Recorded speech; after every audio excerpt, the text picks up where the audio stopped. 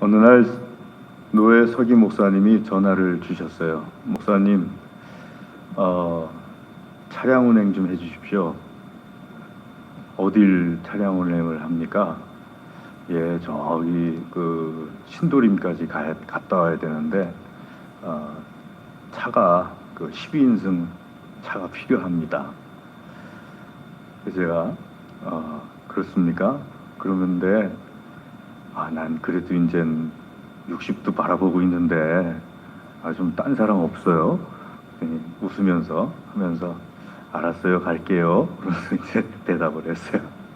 앞에 그거는 이제 워낙 그 서기 목사님하고 친하니까 제가 한 얘기였고, 요즘은 그 교회마다 차를 그 카니발로 많이 바꾸나 봐요. 그러다 보니까 스타렉스가 있는 교회가 또 물론 뭐 있겠지만은 또 외부에 어디 가게 되니까는 그래도 우리 교회 차가 색깔이 하얗고 깨끗해 보이는지 부탁을 하더라고요. 그래서 알았다고 그러고서 이제 태우고서 그 신도림까지 갔다가 또 이렇게 내려오는데, 제가 왜 그렇게 했느냐, 또 그 전날엔 또 미리 또 차를 그 교회 마당에서 싹 닦았어요. 왜냐하면은 다른 외부에 가는데 노회원들 태우고 갔다 오는데 차가 지저분해 보이면 안 될 것 같아가지고 그 싹 닦아놓고 그러고 갔다 왔습니다.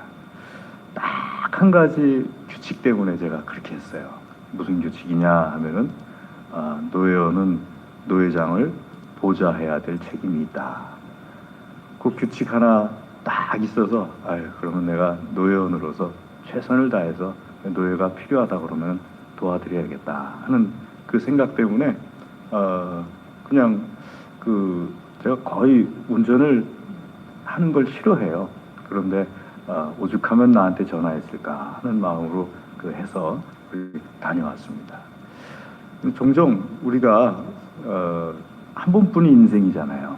뭐 너나 할 거 없이 다 한 번뿐인 인생인데, 한 번뿐인 인생에 다른 사람이 나를 높여주기를 바라지 다른 사람이 나를 낮게 대하길 바라는 사람은 아마 한 명도 없을 겁니다. 기왕이면은 다른 사람이 다 나를 높여줬으면 좋겠다 하는 생각을 하죠. 그래서 다른 사람이 나를 높게 봐주길 바라기 때문에 많이들 그 높게 봐주길 바라는 기대감을 가지고 자기를 이제 준비해 가지 않습니까? 근데 다른 사람이 나를 높게 봐주는 방법이 예수님 안 믿는 사람들에게는 딱 한 가지밖에 없지 않습니까? 내가 지배하는 위치에 올라가면은 다른 사람이 나를 높게 봐줄 것 아닙니까? 그리고 다른 사람이 나를 섬겨줄 것 아닙니까? 그러니까 내가 지배하는 위치에 올라가려고 이 세상 사람들은 얼마나 발버둥을 칩니까? 그래서 지배하는 위치에 올라가서 다른 사람들에게 섬김을 받는 그런 사람이 되려고 이 세상 사람들이 얼마나 발버둥을 칩니까? 자, 오늘 예수님께서 32절 말씀부터 쭉 보시면은 예루살렘으로 올라가시는데 야고보와 요한이 예수님에게 나옵니다. 야고보와 요한이 예수님에게 나와서 말씀을 드려요. 말씀을 드리는데 35절에 야고보와 요한이 주께 나와 여짜옵되 나를 주님의 오른쪽에 혹은 왼쪽에 우리를 앉혀주십시오 하고서 예수님에게 요청을 합니다. 그저 예수님께서 야고보와 요한의 그 말을 들으시고 그건 내가 해줄 수 있는 것이 아니지만 나의 오른쪽에 나의 왼쪽에, 오른쪽 왼쪽이라는 것은 영의정 좌의정 그런 걸 말하는 거예요. 그 앞에서 예수님께서 33절부터 말씀하시기를 이제 인자가 십자가에 달려 죽었다가 다시 부활할 것이다. 그럼 이제 부활하게 되면은 예수님의 나라가 되는 것 아닙니까? 그러니까 예수님께서 지배하시는 나라가 되면 내가 영의정 자리에 앉아야겠다. 내가 우의정 자리에 앉아야겠다. 이런 생각을 가지고서 예수님에게 말씀드렸습니다. 그러니까 예수님께서 이 두 제자에게 또 두 제자가 얘기하니까 다른 10명의 제자들이 막 화가 났어요. 왜냐하면은 자기들도 예수님에게 영의정, 좌의정, 우의정 자기들이 차지해야 되는데 야고보하고 요한이 먼저 선수를 쳤지 않습니까? 자리를 뺏기면 안 되지 않습니까? 그러니까 이 두 사람에게 막 화를 냅니다. 그러니까 예수님께서 제자들에게 싸우지 말라는 의미가 담겨져 가지고 또 그렇게 해서 영의정, 좌의정, 우의정 자리에 앉는 것이 아니다라는 것을 가르치시려고 오늘 말씀하시는 겁니다. 사실 예수님은 말씀 34절에 있는 것처럼 능욕하고 침뱉으며 채찍질하고 죽임을 당하려고 지금 예루살렘에 들어가시는 거예요. 이방인들, 로마인들에게 넘겨져 가지고요. 능욕당하고 채찍질당하고 침뱉음당하고 십자가에 달려서 죽임을 당하려고 예루살렘에 들어가시는데 그렇게까지 죽어야 되는 예수님께서 그렇게까지 죽으셔야 되는 이유가 무엇이냐? 사실은 제자들이 얻고 싶어하는 것과 전혀 다른 것이 아닙니다. 예수님께서는 하나님으로부터 높임받고 또 하나님께서 인정하시는 그런 예수 그리스도께서 되시고자 하시는 하늘의 방법대로 하는 것뿐입니다. 예수님께서 가르쳐 주시는 방법을 보게 되면요, 어떻게 해야 되느냐 하게 되면은 첫 번째로 우리가 알아야 될 것이 섬김을 받으려고 하면 안 됩니다. 섬기는 자가 되어야 됩니다. 세상 사람들은 섬김을 받으려고 높은 자리에 앉게 되죠. 그런데 예수님 믿는 사람들은 방법이 전혀 달라야 됩니다. 조금 달라서도 안 되고요. 완전히 달라야 됩니다. 섬기는 것이 높은 자리에 올라가는 방법이에요. 세상 사람들은 높은 자리에 올라가는 이유가 섬김을 받으려고 높은 자리에 올라가는 것인데 하나님의 나라에서는 섬기는 것이 높은 자리에 올라가는 방법이에요. 그리고 높은 자리에 올라가게 되면은 모든 무릎이 높은 자리에 올라간 사람에게 무릎을 꿇게 되어 있습니다. 하나님 나라에서나 세상에서나 무릎 꿇는 건 똑같아요. 그런데 결정적으로 전혀 달라야 되는 방법의 차이가 무엇이냐? 세상 사람들은 섬김을 받으려고 높은 자리에 올라가는 것이고 그 방법으로서 지배하는 그런 위치에 올라가려고 노력을 하죠. 하지만 예수님 믿는 사람들은 그게 아니라 섬기는 방법으로서 높은 자리에 올라가셔야 됩니다. 여러분, 높은 자리에 올라가시기를 소망하셔야 돼요. 그걸 세상 사람들은 야망이라고요. 우리 믿는 사람들은 비전이라고 합니다. 뭐 똑같은 야망이에요. 그런데 야망이라고 표시하면은 좀 그렇잖아요. 그러니까 좀 좋은 말로 표시해가지고 소망 혹은 비전 뭐 이렇게 표시하는데 뭐 다 똑같은 야망이에요. 높은 자리에 올라가기를 꿈꾸셔야 돼요. 하나님께서 보시기에 높은 자리가 되시기를 꿈꾸시는 믿음의 사람들 되시기를 주의 이름으로 축복합니다. 왜냐하면요, 높은 자리에 올라가는 거 꿈꾸는 것 자체가 죄가 아니에요. 그건 우리 본성이에요. 하나님께서 우리에게 주신 고유한 본성이에요. 그 높은 자리에 올라가는 데 있어서 어떤 방법을 취해야 되느냐, 그게 죄예요. 그게 선일 수가 있고요. 그러니까 높은 자리에 올라가려고 생각하는 것 자체가 죄다. 여러분, 그러면 전 세계적으로 지도자의 자리에 있었던 모든 크리스찬들은 다 죄인들이게요. 특별히 여러분이나 저나 누구나 할 것 없이 존경하는 세계적인 지도자가 있었지 않습니까? 모세, 다윗. 죄인이 아니잖아요. 높은 자리에 올라간다고 해서 죄인인 것이 아니라 높은 자리에 올라가기까지 어떤 방법으로 올라갔느냐, 그게 그 사람을 죄인이냐 훌륭한 사람이냐 가르죠. 자, 예수님 믿는 사람들은 그럼 어떻게 높은 자리에 올라가야 되느냐? 앞서 말씀드린 것처럼 섬김으로써 높은 자리에 올라가야 됩니다. 저는 예수님 믿자마자 그 청소하는 게 참 좋았어요. 그래서 고등학교 때부터 교회를 다니기 시작했는데 교회 사찰 집사님 박 집사님이라고 계셨어요. 박 집사님이 혼자서 큰 넓은 예배당을 다 청소하시는 게 너무 안쓰럽기도 하고 그래가지고 제가 우리 박 집사님 도와드리는 걸 너무너무 재밌어 했어요. 그래서 주일 예배 다 근데 그때는 주일 예배 끝나고 제가 청소하는 걸 좋아했어요.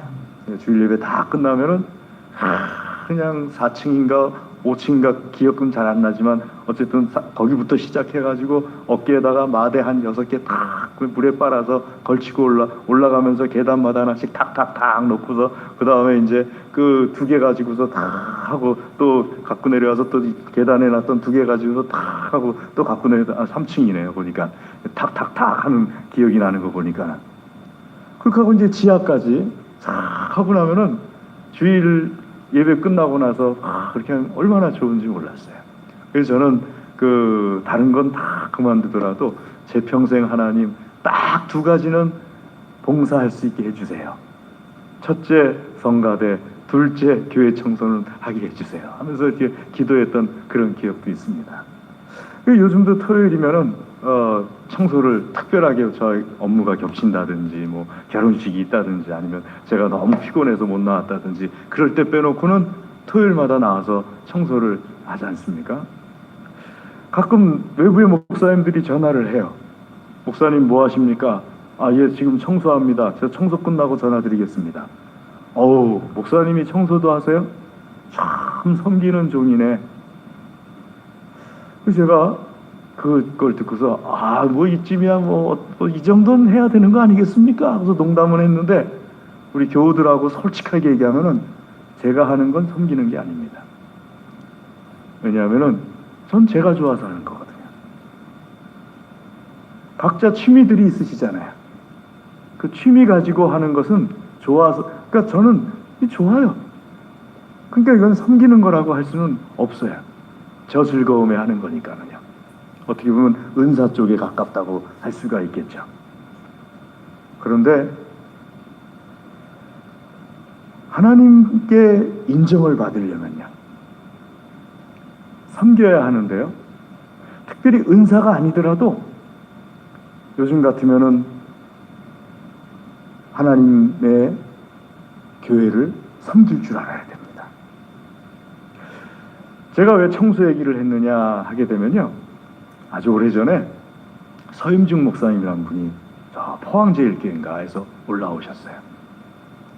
재직수련회를 연합으로 했습니다. 저 평택 성민교회라는 곳에서 한 20여 년 전에 재직수련회를 했어요.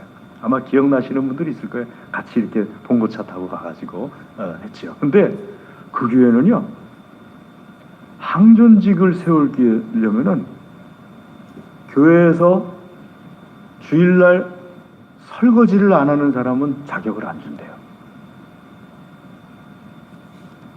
설거지를 해야지만 자격을 준다는 거예요.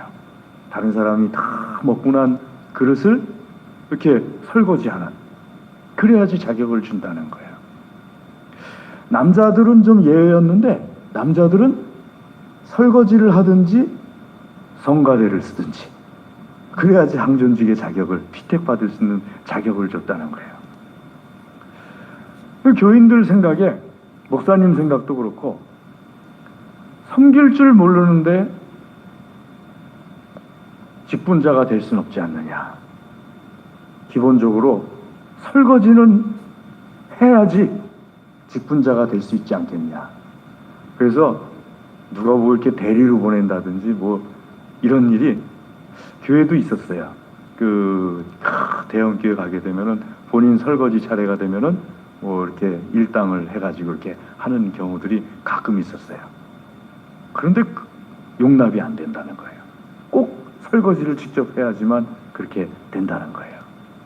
어느 해인가 포항시장님이 성가대를 한 6개월 쉬었대요. 마침 포항시장님이 항존직 피택을 받아야 되는 경우가 됐는데 성가대를 6개월 쉬는 바람에 자격을 그만 못 채운 거예요. 그래가지고 교회가 아무리 포항시장님이라도 섬겨야지 직분자가 될 수 있다. 자격을 주면 안 된다. 또 한쪽에서는 시장님이 얼마나 바쁘시겠냐. 그 좀 봐줘야 되지 않겠냐. 이쪽에서는 또 말하기를 누군 안 바쁘냐? 나도 바쁜 사람이다. 어차피 다 똑같은 직업이고 자기 먹고 살자고 하는 직업이지 누구는 뭐 안 그러느냐? 시장님 귀에 들어갔어요. 그 얘기가. 그래갖고 이 집사님께서 목사님에게 목사님, 저도 거기에 동감합니다. 제가 성가대 이제부터는 안 빠지겠습니다. 그래가지고 성가대를 다시 쓰고 그런 다음에 이제 피택이 되셨다는 거예요.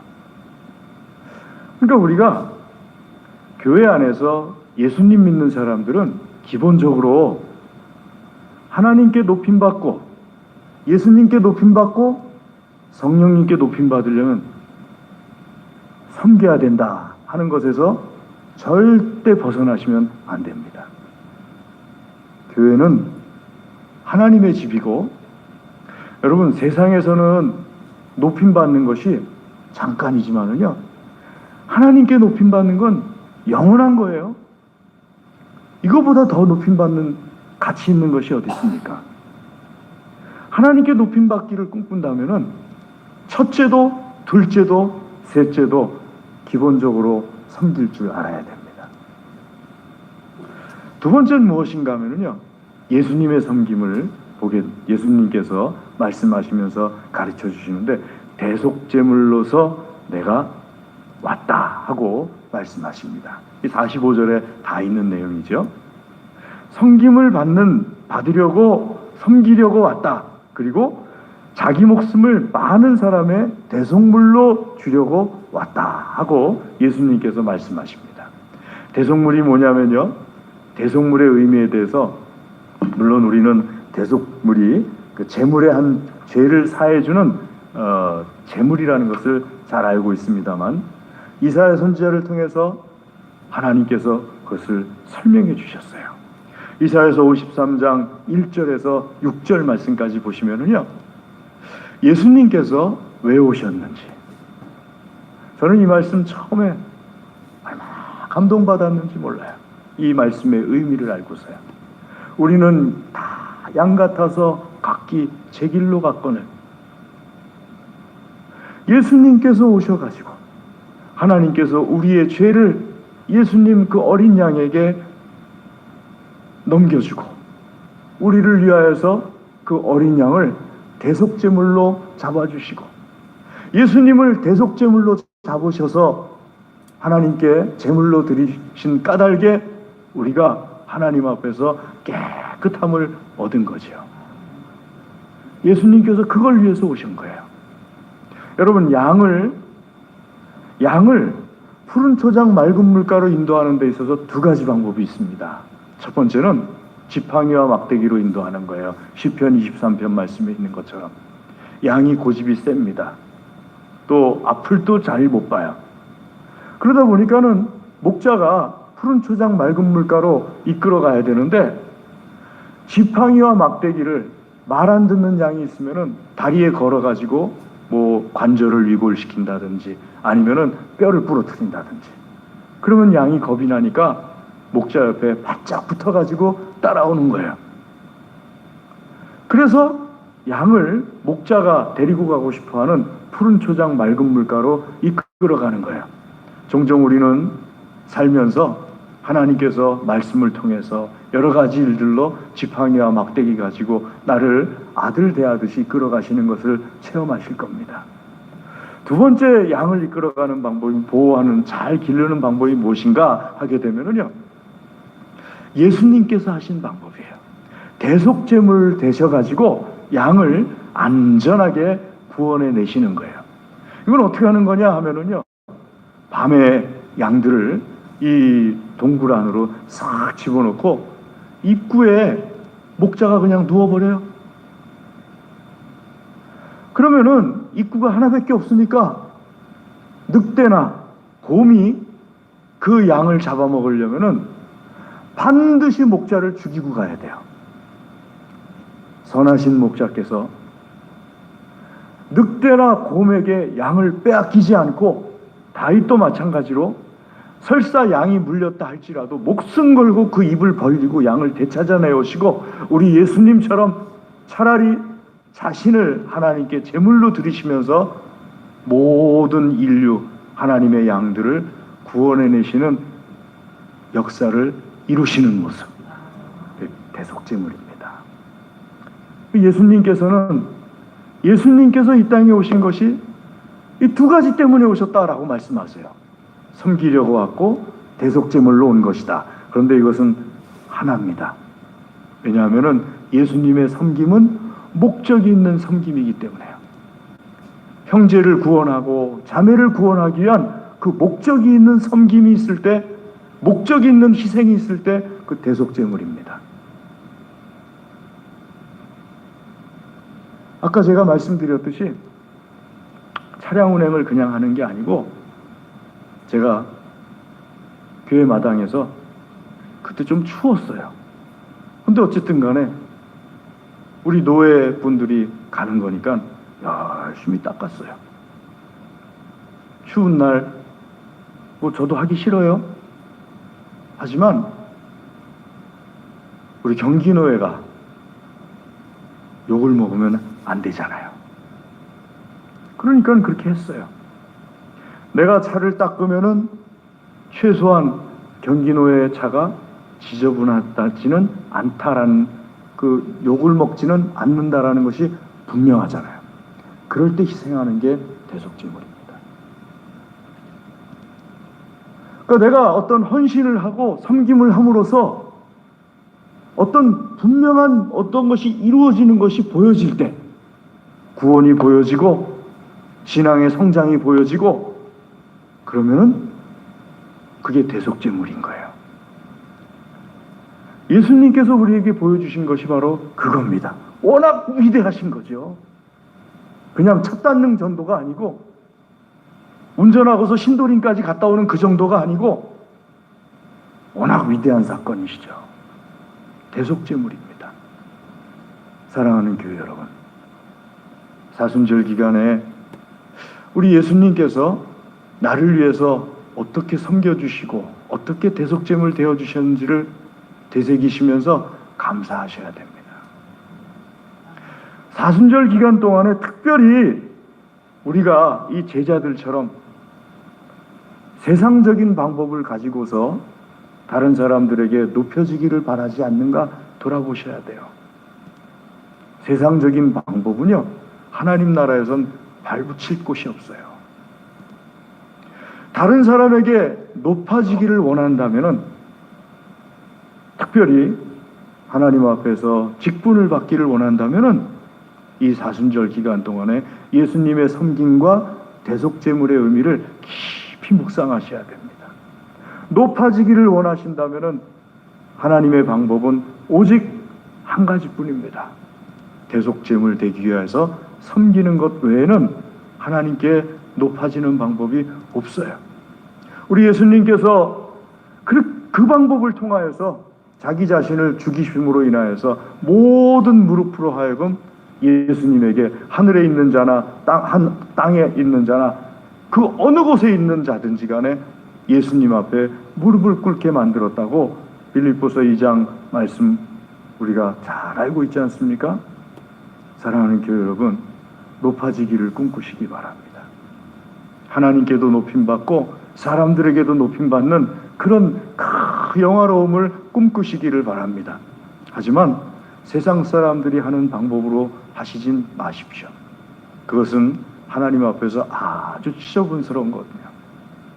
높아지기를 꿈꾸시는데 오직 하나님께서 우리에게 주신 방법만으로 높아지기를 힘쓰시는 믿음의 사람들 되시기를 주의 이름으로 축복합니다.